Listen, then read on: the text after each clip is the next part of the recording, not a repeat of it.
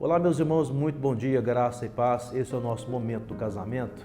Eu quero compartilhar com você, com a gente que é casado, essa palavra de Deus para o nosso coração, que diz em Amós capítulo 3, verso 3: Andarão dois juntos, se não houver entre eles acordo?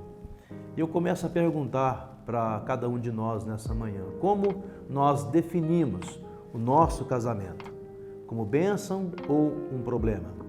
A gente acha que o nosso casamento é um poço de felicidade ou uma frustração total? É um canal aberto para a gente comunicar ou um reduto fechado onde ninguém fala aquele que precisa ser falado na hora certa, da forma correta para resolver as questões pendentes? O nosso casamento, de fato, é um sonho ou é um pesadelo?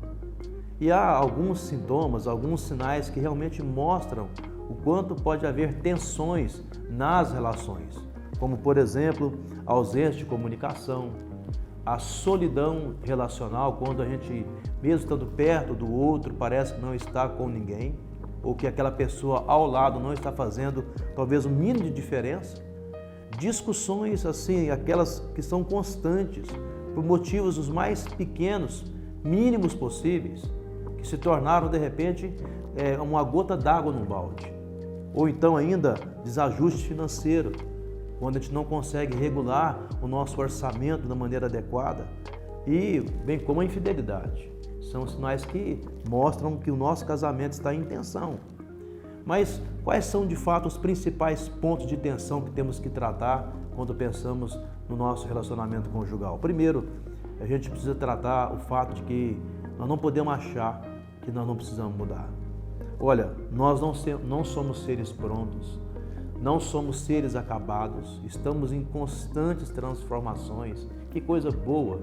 E nós podemos tirar disso a lição, o propósito de que a gente pode mudar, de a gente achar que o outro também tem as razões, é de considerar a fala e o direito do outro como sendo algo real, assim como nós queremos que o nosso também seja considerado. Mas há um segundo ponto, é achar que nós temos o direito da individualidade. Eu sei que de um lado existe o sufoco na relação, é quando você acha que você leva a relação para um lado do controle mesmo. Tudo aquilo que a pessoa faz, o cônjuge faz, você tem que estar sabendo, tem que haver prestação de contas, e nós não discordamos disso, de que na nossa relação temos que prestar contas. Isso é salutar, isso é saudável.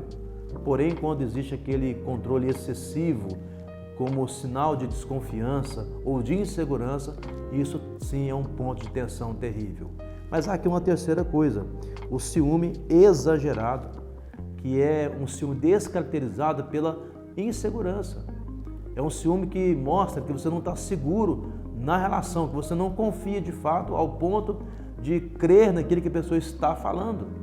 Então, na verdade, o ensino aqui é que nós temos que investir cada dia mais num conhecimento do nosso cônjuge, saber quem ele é de verdade, ter a plena convicção de quem está caminhando ao nosso lado.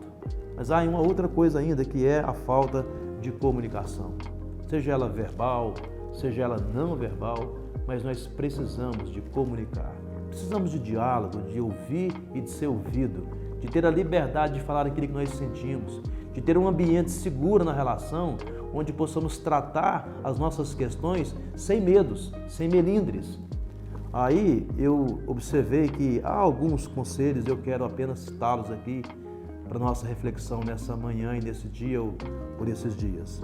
Primeiro, diminua o ritmo, vamos desacelerar. Estamos às vezes muito ocupados e preocupados, estressados demais, nós trazemos isso muitas vezes para a nossa relação. Reserve tempo, vamos reservar tempo e investir no nosso casamento. Vamos resolver os problemas juntos. Vamos procurar ter maturidade na nossa administração financeira. Vamos identificar quais são as principais fontes de estresse que porventura estejam entrando na nossa relação e minando o nosso casamento. E vamos orar juntos. Certamente são conselhos que nos ajudarão a aliviar esses pontos de tensão nos nossos relacionamentos. Sobretudo que Deus nos conduza em sabedoria entendimento e graça para a honra e glória dele. Pai, nós oramos nessa manhã para que nós aprendamos como casal, como família, a saber lidar com as tensões da maneira correta, a ter a atitude certa, a sermos sábios, a estarmos atentos para os sinais que podem, ó Deus, estar causando ou gerando em nós, na nossa relação, tristezas e dissabores. Oramos, ó Pai, para que a paz de Cristo, que excede todo entendimento, possa guardar os nossos corações. Em nome de Jesus.